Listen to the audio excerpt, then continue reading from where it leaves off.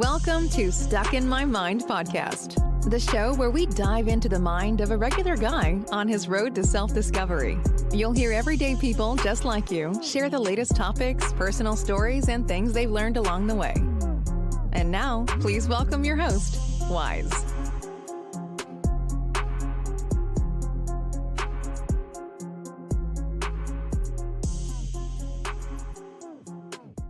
And welcome to another episode. I am your host, W-I-Z-E, and I have a very special guest. He's an author, coach, trainer, yoga teacher, entrepreneur, and co-founder of Endless Stage. Welcome to the show, Michael Harris. It's really great. It's great to be here today, Wise. As I mentioned to you a little while ago, I was listening to your episode with Joanna Vargas, and I just loved it. And I want to tell anybody that's listening is be sure to go and listen to multiple episodes because there are such great shows that you have. Thank you. I appreciate that. Yeah. All right. So I got a question for you. Okay. What do blackberries have to do with being an entrepreneur? Do you like blackberries? Yes, I love blackberries. I love blackberries too. One of the things is growing up, my dad was an entrepreneur. He had his own businesses. He had several businesses. And one of the things that he always said is find something that people want to buy and sell it to them. Well, that makes sense, right? Yes. So growing up, we had a couple of acres, and in the back part of the property, we had a bunch of blackberries. So I'd go out there as a little kid, 4, 5, 6 years old, and start picking the blackberries and just like eat them right then and there. So I would come back into the house, my face covered with blackberries, my hands covered with blackberries. And from time to time, my mom would make some blackberry pies. And all my friends wanted the pie because they knew that Mrs. Harris made the best blackberry pies in the neighborhood, right? Yeah. So one day I made a deal with Mom, knowing what Dad had told me. You know, find something people want to buy and sell it to them. So I made a deal. Again, this was a long time ago. This was early to mid 60s, a long time ago, 6 years old. And, I said, Mom, look, everybody in the neighborhood wants your pies. Why don't we sell them? And she said, well, you pick them. I'll bake them. We'll sell them for $1 and we'll split the profit in half. We each get 50 cents. And so I started selling pies. Now, I'm convinced, Wise, that the Girl Scouts stole my line. Because what's the Girl Scout cookie line? Do you know what it is? I can't remember at the moment. I'm drawing a blank. Okay. How many do you want to buy? Yeah, that is true. Yeah, it's not do you want a pie? It's how many pies do you want to buy? Well, in their case, it was how many boxes of cookies do you want to buy, right? But mine was how many pies. So I'd often sell 2, 3, 4 pies at one time. And I'd go door to door selling the pies. And of course, everybody knew who I was in the neighborhood. And, but I wasn't going to mow lawns. I wasn't going to rake leaves. I wasn't going to get up at 4 o'clock in the morning and deliver newspapers. I didn't want to do any of that. I just wanted blackberries. And you made money out of it. You got to go pick blackberries and you got to sell pies. Yeah, I loved it. I mean, you might as well do something you love for a living, right? And that's where a lot of people struggle at. Right. Is finding what they love to do and being able to do it for a living. Yeah. Now, I wish I had blackberries in my back of my property today, but, who knows? So, again, going back to what Dad taught was find something people want and sell it to them. Yeah. It's basically filling a need. Yeah. Yeah. It's filling the need. Yeah. So people need something. And if you can provide that service, especially if you're the only one providing that service. Yeah. That's a no-brainer.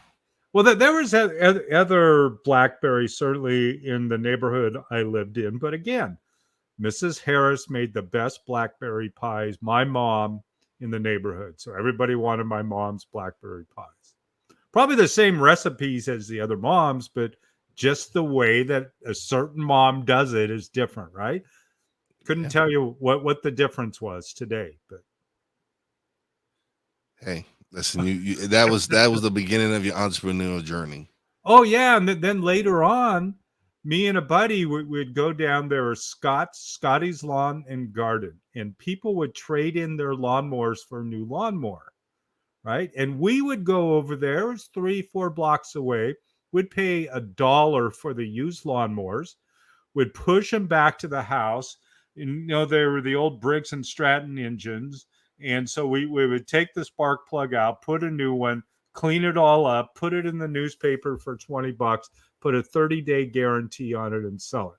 Never had a return, and they sold faster. They would sell normally within 3 days, I would say. So again, finding something somebody wants and sell it to them. Yep. Yeah, being the middleman. Well, it's always, whenever you find a need for something and you're able to provide that, it's a great move. Yeah, absolutely. There's no doubt that you have to do something like that. So, okay, so what is this that you every year you do 10Ks?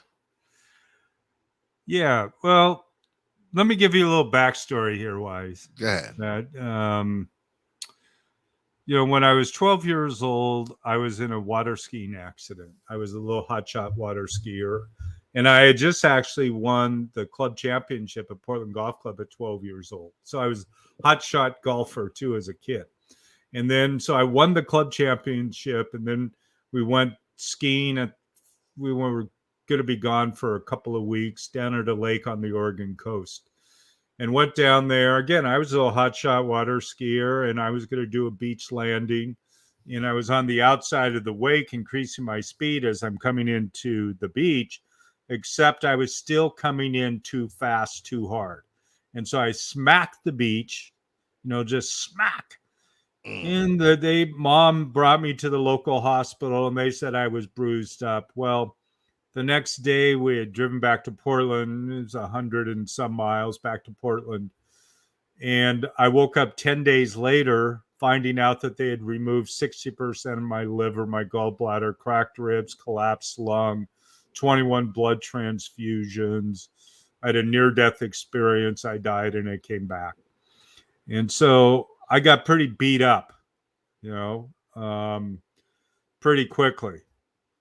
And then I'm going to accelerate forward a bit. When I was 27 years old, I ended up walking on a cane. I showed up at OHSU, Oregon Health Sciences University Hospital in Portland, and the professor, an assistant professor of vascular surgery, told me they might have to amputate my legs. Well, my right leg was 100% blocked. My left leg was 65% blocked, the popliteal artery. My cholesterol was 140. All my blood panels were normal. So they couldn't really figure out what happened. And so they did what's called a fempop, which is essentially a bypass surgery on your legs. So I had one on both legs. And about 6-7 months later, my left leg had reblocked and they wanted to do another surgery. And I told them no. And I left the hospital AMA. So I'm making kind of a longer story, a little bit shorter here, Wise. We can expand it if you want. But I ended up in what's called the Pritikin Longevity Center in Santa Monica, California. It was right on the boardwalk.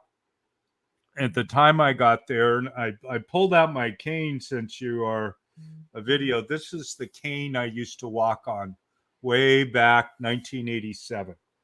And I keep it hanging just as a reminder. When I got there, I was walking literally about 10 feet with the cane. That's about as far as I could walk because my legs hurt so much. I wasn't getting enough blood. And the doctors at OHSU suggested that when it hurt so much, it stop walking. Well, there was a doctor at the Pritikin Center, and he said, When it hurts, start walking. He says, keep moving. He says, what I want you to do, and again, we're right on the boardwalk, Santa Monica, fairly close to Santa Monica Pier. And he said, just start walking up and down the boardwalk best you can. Maybe it's 10 feet, maybe it's 15 feet. Walk through the pain, walk into the pain for a while and then stop. What he told me, Wise, was that by doing that, I was going to build new collateral blood vessels, that new blood was going to start to flow into my legs.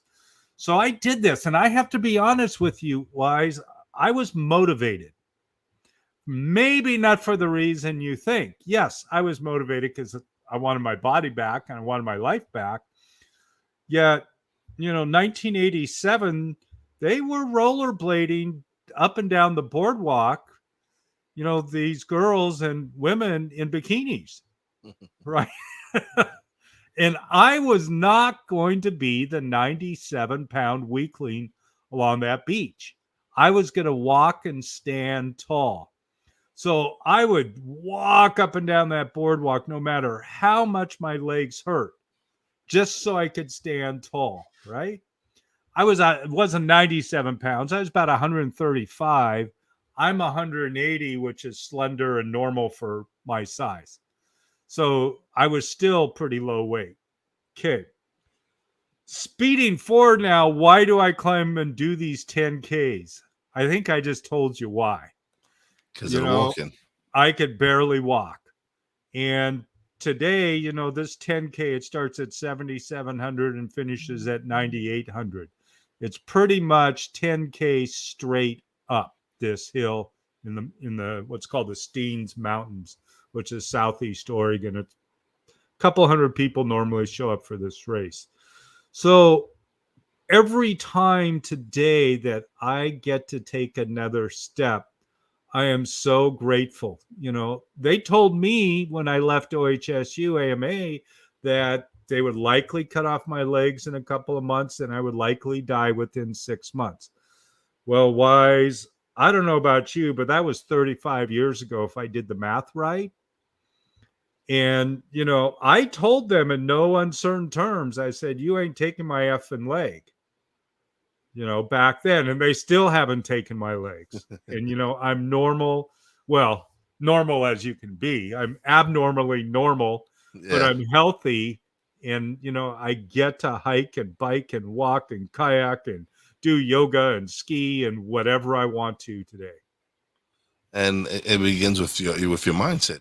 You had to push yourself to when he pushed you to walk. He made you forget forget about the pain. Just keep walking till you can continue to walk. And because you're like, I know in your head you're like, oh, I can't do it. I'm in so much pain. And everybody's telling you to stop. Then and then the one doctor says no, push it a little bit more. Push it. He says by pushing it, you trigger the body's natural healing abilities, and you're telling your brain that your legs need new blood. So the brain starts building new blood vessels. It helps to heal, but the only way into it and through it is to go into it, to go into the pain, to make that happen. If you're sitting on the couch eating potato chips, it ain't gonna happen. Because our body naturally regenerates. It naturally regenerates itself, but we're programmed that we need medication, we need stuff, instead of going with natural remedies where you let your body heal itself. It heals itself if you believe in it, like you have that faith. You have no, something inside of you said no. I'm gonna beat this.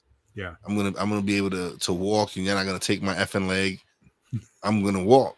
Yeah, and so, and again, that's a lot. That's how a lot of people aren't aware that there's things that we can do naturally to help heal ourselves, but it's difficult because we don't have that faith. We don't have that belief. We don't believe that our body is capable of doing such a thing. Well, all you have to do is watch the news and listen to the most recent pandemic about COVID. And then it goes to a commercial and it's for some pharmaceutical drug you cannot pronounce and you're not really sure what it's for. But it's like this constant reminder that something's wrong and you have to take something that you don't really know what it is.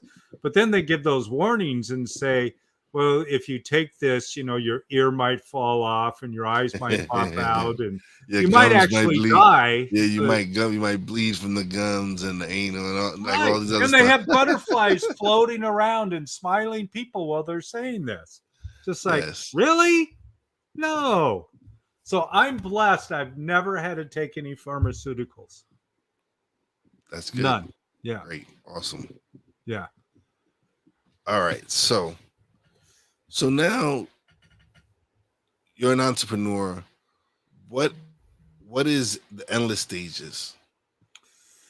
Well, endless stages really came about with somebody that I met through a mastermind group that I was in a number of years back, and we hit it off. And my partner Tyler, he grew up as a child actor, and he was in movies like Freddy versus Jason and all sorts of different shows. He still acts stage. He did a Hallmark movie recently this year, so I mean, he's still doing a lot of acting. But he's also done a lot of speaker training over the years. He's done a lot of trainings for actors and people on media, etc. And over the years, I've also done a lot of training. Most of the last 30 years, I've been a coach, trainer of some type in some way. And a lot of it has had to do with being able to get out and speak no matter what, even if you're afraid, and how to get over that fear and how to get past that fear, really sometimes quickly, almost instantly. Sometimes I've seen it happen. So we put endless stages together, having had that experience, but also the belief wise that, in today's world, stories are so important. We used to sit around campfires thousands of years ago and talk about how we slayed the local dinosaur and dragged it back home for dinner, right? Maybe they picked some blackberries along the way, blackberry dinosaur or something. I don't know. And today we're telling stories, over Zoom, and, Yeah. people are gathering and listening. And I just think that, I have a story that might help at somebody else. You have a story that might help somebody else. Joanna and some of your other guests, Bonnie, and these other people have their particular stories that can help people. And with all the craziness in the world, the more that we can get our message out, the more people hopefully are going to heal and feel better about themselves and have a better life. There's places in the world where you can't speak up. You can't even say certain words or you go to jail for 15 years. Yeah. Right. So I think it's almost our responsibility to speak up, whatever it's about and wherever it is. It could just be dinner with a friend, or it could be, a keynote speaker on some stage somewhere, or anywhere in between.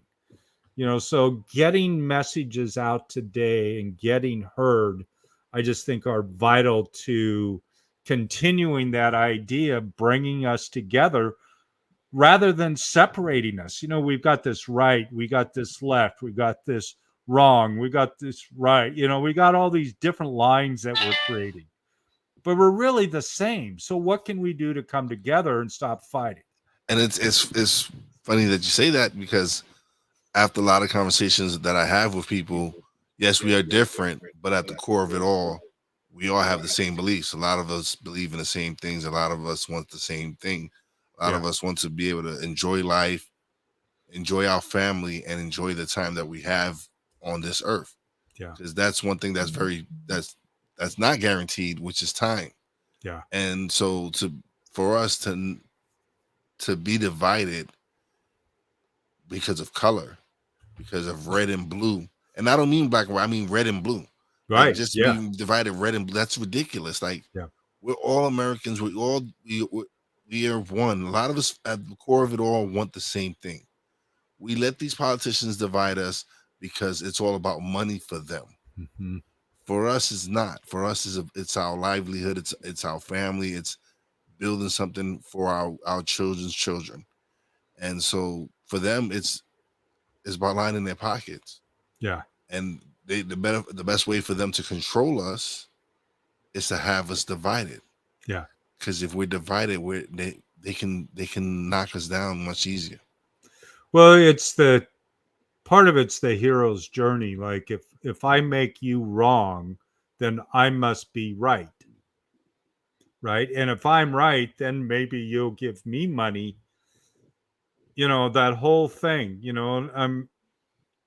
know the hero's journey is like the big storytelling methodology, so to speak, right, in the world. But I'm a little tired of it, quite frankly, because, it's like, well, what superpower do you want? If you were to be superhuman, who would you be? And you think about Batman or Superman or all these different people, and it's all good versus evil. Yeah, they're all good looking hunks. There's a few hunkettes now, which is good. But, it's all like, well, I'm going to fight the darkness and the evil and be the good person. Why can't we just be good? Not have to fight the evil Yeah, or the darkness. absolutely. Well, I agree with you 100%. For me, it's people want to just prove that they're right, that their opinion is right, that they have to be, oh yeah, what I say goes, or whatever, what I say is the truth, or whatever it is. And when it comes down to it, you live your own truths, you live your own lives, you do what is necessary for yourself. And that's why I do my podcast, is to be able to come and share these stories with people, and have people come on and share their stories. Because if one person out there hears their story and it benefits them, then I'm doing something positive. Yeah. I'm doing something to help someone else. I gain from it because I get to speak to some amazing people and gain knowledge and grow as a person. And so yes, I get self-love from it because it helps Mhm. me grow. But I'm also providing the service for my audience. I'm giving them a chance to listen to some amazing people like yourself, tell your stories, and come and show them that, hey, regardless of what you're going through in your life, you can overcome it. You can work hard. You can do what you have to do. Have faith in yourself and believe in yourself that you will get through it. Yeah. And, I know for myself, especially as a kid, well, actually, both situations, but as a kid after my accident, my self esteem really struggled. I didn't feel good about myself. I had these scars. I didn't think the girls were going to like me anymore, all those types of things. And, eventually I started drinking and smoking and hanging out with all of those people. And because it made me feel bigger, it made me feel important, where what I was really doing was suppressing myself and not really living my life. And then the same thing with my legs, for the first couple of years after that, I struggled. It was just like, I can't believe this is happening again. All of those thoughts that came into my mind that thought I wasn't good enough, I'm an imposter, all those type of different ideas. And then one day I woke up, I had drank too much one night, woke up in the hospital. A friend of mine came to me when I was at the hospital and he said, "Are you ready yet?" And I knew exactly what he meant. He said, he meant, "Are you ready to let go of that life that's not working?" Yeah. And I had a swooshing feeling wise. I mean, it was literally like a swooshing feeling. I can still feel it. And from that moment, I never had another drink. I never had another cigarette. Nothing in my life changed. And that's where the healing that I had going on really accelerated. Right. So I was then able to heal. I was then able to walk. I was starting my yoga practice. All those different things started unfolding to where I could truly live a life while I let go of all those things that weren't working. And I understand where you come from, but like with me, I lost my wife at the age of 31, and then I only to reunite with my dad after 25 years the following year, and lose him when I reconnect with him, and then lose uncle and a brother and two brothers, one to drug overdose, one to HIV, and just I lost 6 or 7 people very close to me that had a very big impact on my life. And I was self-destructive. I was down. I was drinking, self-medication, not caring about anything in life. And one day I woke up. And it was, but it wasn't a friend. It was just something in my head telling me, "Are you ready? Are you ready to change your life? Are you ready to get off of this cycle that you're on and turn your life around?" And I did. I I started working security in New York City. Met a beautiful young lady, fell in love with her. Moved to Pennsylvania, changed my life. Been at my job that I have now for the past 8 years, and so it was just, but that was the way I dealt with my grief and with my issues, Yeah. and so, but I was blessed to come out of it and turn my life around. I have my podcast that is doing well. I get to speak to some amazing people, and again, I found my purpose. I didn't know I had been wanting to do a podcast. I didn't know where to start, or I would make excuses like who would want to listen to me. I sound horrible. My voice, and I made up excuses, and I was basically stuck in my mind. I was stuck in my own head, and finally, I decided to press record, and I recorded 5 minutes. But that's what I needed. I needed just the fact was just to finally press record and record something and release it. Yeah. And once I finally did that, I found out that I have a voice, that I enjoy conversating with people, getting to learn new stuff and speak to people. And who knew I was going to be pretty good at it? And I've just been enjoying the ride. Yeah. And that's great. And, I love the name of your podcast, the Stuck in My Mind podcast. And even before I had listened to the episode with Bonnie, just the name is just like, oh, I got to be in this guy's podcast. Right. Because I knew exactly what you meant, and it is. We get so caught up and we get so stuck. I don't want to speak for you or the listeners. Oh no, I no, should say I for get me, so darn my own personal experience. It was me stuck in my own head, me stuck in my own mind, me knowing that there was nothing I could do to change everything that happened. It was just me angry with God, angry with spirit, angry with world, whatever it was, and me finally coming to the conclusion and getting out of my head that, hey, this is life. It happens. Yeah. Get up. Let's go. Let's go. Let's get going and let's do this. And so for me now, at first when I started the podcast, I didn't really share my story. I just had people come on, and then eventually I opened up and started sharing my story. And from it, I've had my first speaking engagement this year. A guest of mine actually had me on an event she had, and she's like, "I want you to speak at this event. Your story is powerful and impactful. Come do it." Yeah. And so to be able to do that and do something that I've never done in my life and step out of my comfort zone and do things that if you had asked me 2-3 years ago that I would be doing this, I would like, please. Yeah. Or that I would be able to speak to, or that I would be able to speak to some people that I would have never known or gotten the chance to know. And so I'm blessed. Like I'm always saying I'm blessed to be able to do this and be able to speak to people and and I'm gonna continue to share my podcast with everyone out there, and just keep bringing guests on to help share their story as well. Yeah. And I love that. And I heard you say something a few minutes ago about angry at God, and I was just like, yes, I could feel that. I mean, and I've experienced that anger. And, it's just like, I can't believe God would do all these things. I mean, doesn't God know better than that? And if God is so great, why does he do all these terrible things? So it's Yeah, just like victim and blaming everything on God.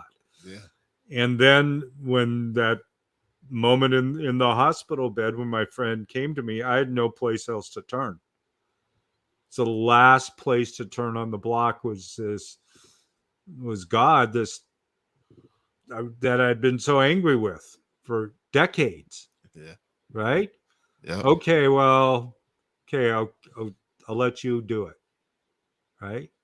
And today, like what I hear from you, and part of what I feel too, is that we get to take those challenges today and turn them around and help other people, Yeah, and to show perhaps, what can happen when we decide to change our life. absolutely. That's powerful. So like It's what you're impactful. doing is powerful wise. I mean, bring all these people every week or however many shows you're doing, all these different people on. Yeah, yeah. And for me, this is I don't come from a background in media or any of that. I was prior to starting podcasting, I was a table games dealer at a casino. I'm still a table games dealer at a casino, but I wasn't in media. It wasn't something. Everything I've learned in podcasting is self-taught. I've done the research on what platforms I need to get, what equipment I should use, how to edit my podcast, how to edit my videos, how to promote my podcast, how to do cover art, everything. And people think that, hey, oh, it's easy. No, it's hard work, but I love it so much that I do it, and it doesn't phase me. Yeah. And it's like you said a little while ago too about you just decided to push the record button one day. And essentially it's like you and I, two new friends having a conversation, and let's record it and share it with other people, Hmm. and see whether they enjoy it too. And that's why I try to. People are like, oh, you don't script your show. I'm like, no, I don't really script it because I want to be authentic. I Yeah. want my yes. Sometimes my guests have a book and stuff, and we'll talk about their book and all that. But sometimes it's just to have a conversation so that people can see that, hey, these are two regular people. Yeah. These are just two regular guys having a conversation, that they're doing things out there to change their lives and to help alter other people's lives as well. Yeah. It's a powerful way, it's to podcast is today's talk radio. Talk radio is kind of, there's some still out there, but it's more podcasts now. Oh no, podcast is a it's a powerful platform right now. Right Yeah. now, just even advertisers and corporations are realizing that podcasters are here and they're generating people. A lot of people listen to podcasts on the way to work, listen to the audio. Some people Yeah. watch the videos, but for the most part, the audio aspect of podcast, it's growing. Yeah. Yeah. And look at that guy named Joe Rogan, 100 million bucks to sit around and talk to people. Yeah. Whoa, But, wise. but What? it took him a long time to get that Yeah. 100 million. Yeah. It wasn't overnight success. He's been doing it for a long time, Yeah. but now these next few years, corporations are going to be investing billions of dollars in ad revenue to podcasters. Yeah. So Yeah. if it's the opportunities out there for you, but you have to go out and work hard, be consistent, continue to put out great content, and somebody's going to listen, and it's going to get to somebody to the right person, and they're going to listen, and who knows where it might take you. But Right. it's I'm having a great time, and I feel I'm successful because I'm reaching out to people that I need to reach out to. I've gotten people send me messages telling me that they listen to certain episodes and they needed to listen to that episode, and to be able to have people connect that way and tell you like, hey, I enjoy your show. It's really good. Yeah. That's what I want. That's to me is success. That to me is being able to help people and have them say thank you for. Yeah. I needed that episode. Yeah. Have you ever read the book Think and Grow Rich? Yes, I have. You know, the name is kind of a misnomer. You know, I listen to 10 minutes of it every day, and I have for years. It keeps going around 10 minutes every day. Yeah. And it's not about just going out and getting a bunch of money. You know, the idea of growing rich is really the idea of enjoying what you're doing, having conversations, being of service, being of help to other people. And I love that book. I even, you know, we haven't talked about yoga, but you know, a Indian yoga spiritual teacher guy, you know, that's in his 80s now from India, you know, he told me once, he says, I think this is the best book on the planet. You know, this guy that reads all the religious and spiritual manuscripts thinks Think and Grow Rich is. And the reason that he thinks that is because he says it talks about life and spirituality in everyday layman terms, you know, without being saying you have to be this religion or that religion or anything else. It just says be yourself, help other people, love your life. Yeah. And what spirituality other than that? Being happy, loving your life, and helping others. And that's how, and when it says to be rich, it doesn't mean to be like, not as far as having billions of dollars. It's more of being able to because look at all these celebrities that have committed suicide and made all this money. Yeah. So that aspect of it isn't what I didn't take it as that. Thinking Grow Rich, it just made me showed me that by you thinking and reading and developing your mind, you're enriching your life. Yeah. You're growing as a person. You're doing what you're supposed to be. Your purpose you're here for is to learn and live life. Yeah. Absolutely. Yeah. Also yoga. So you mentioned yoga. So for how long have you been doing yoga? Well, back in 1987, when I was at Pritikin Longevity Center, starting my walking up and down that boardwalk, they had a very gentle yoga class in the basement. Never done yoga. It was something crazy my mom would do from time to time. And so I did. It was more kind of a stretching class, but I really liked it. And then when I went back to Portland, when I would walk every day, but I'd also go to the gym, and they had a yoga class there. And I started doing yoga, and I kept liking it and kept liking it. And so I really started diving into it because it made me feel good. Simple. It made me feel better, made me feel good. In 1993, so for 5 or 6 years, I was doing it pretty regularly. 1993, I started doing the hot yoga, the Bikram yoga, 105 degrees. It was hot and sweaty, and it was difficult and was tough, and I loved it. And my body just like changed very quickly, right? So I kept doing it, and I had a shoulder injury in about 90, actually it was 97, mid 97, and the doctors wanted to do surgery on my shoulder. And I had been doing other yoga other than the hot yoga, and I thought, well, I'll go back to the hot yoga for a month and maybe my shoulder will feel better. So I went back for a month, every single day, every single day, and my shoulder injury went away. The pain went away. Right. And I thought, well, this is pretty cool. And at the time, I'd made a ton of money doing option trading. And so I decided to take a couple years off. And there's this desire within me to study more about yoga.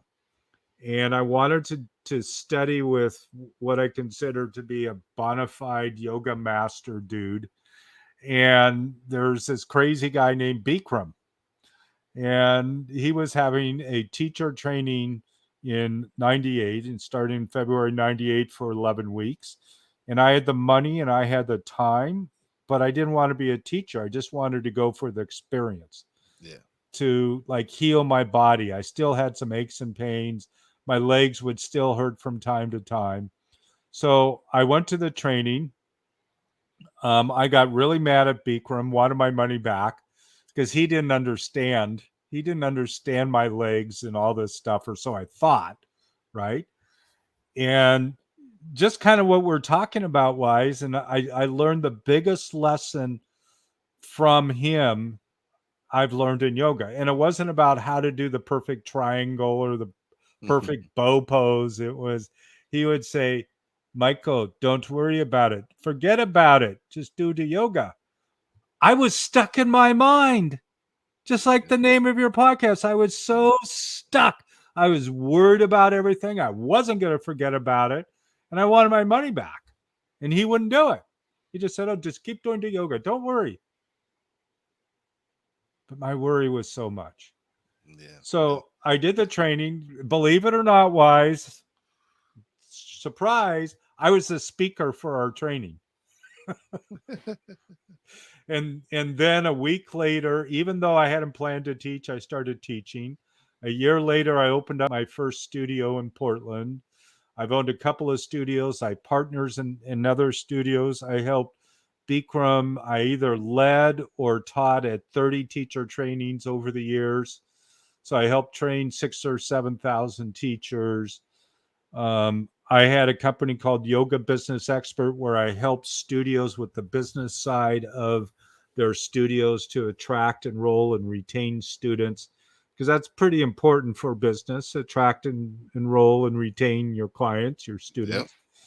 Yep. Today, I don't own any studio, but I teach about 8 to 10 times a month, and I practice 4 or 5 times a week at the studio. I do some of my own too.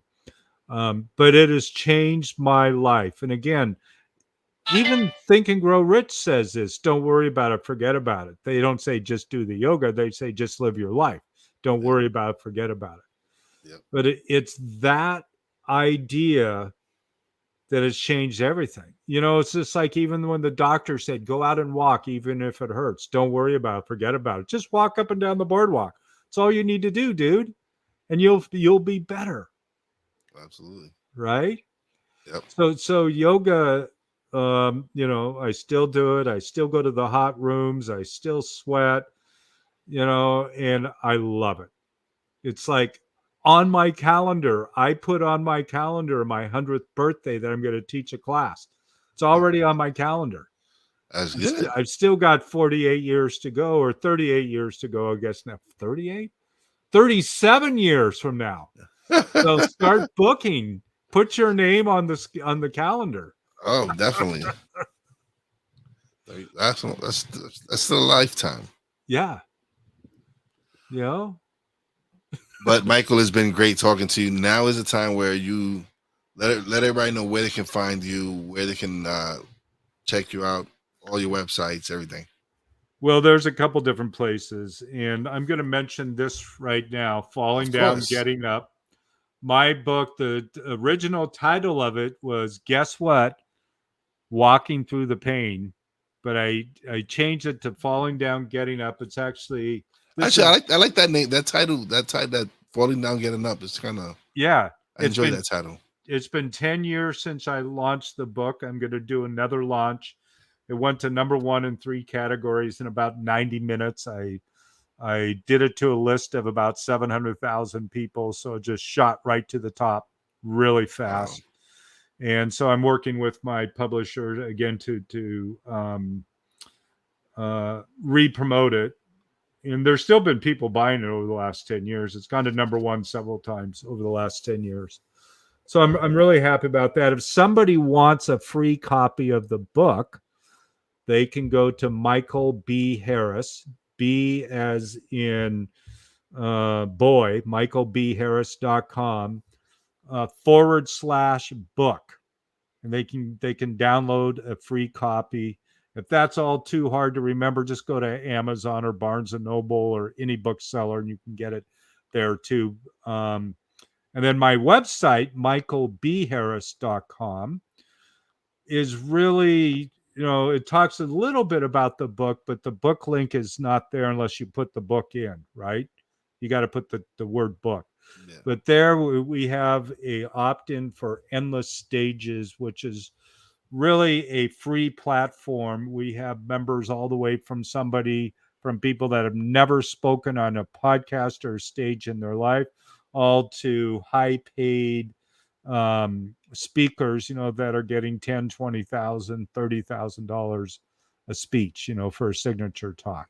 Yeah. We have a membership site. We like to say we give away better stuff than most people sell. So there's a number of videos and a number of modules that somebody can dive into for free, no cost, to learn how to overcome stage fright, what you need to create a talk, just all sorts of different ideas that can be helpful for anybody at any level of speaking. Again, brand new or highly experienced. So there's an opt-in if you want to join that group for free to do that. And that's pretty much it. So michaelbharris.com, pretty simple, or michaelbharris.com /book.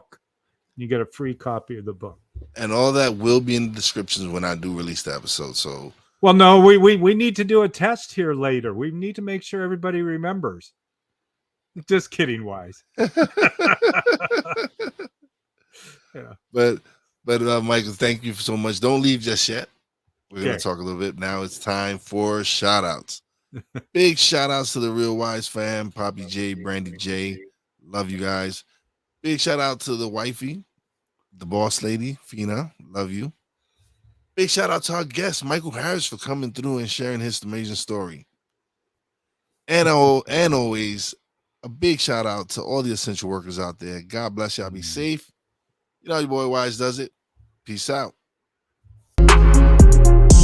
Thanks for listening. Listen on iTunes, Podbean, Spotify, and TuneIn. Find us on social media on Twitter @wise_b_blunt, Instagram @wise_b_blunt, and a Facebook fan page, www.facebook.com/wise76. Check back soon for new episodes. Until next time, peace out.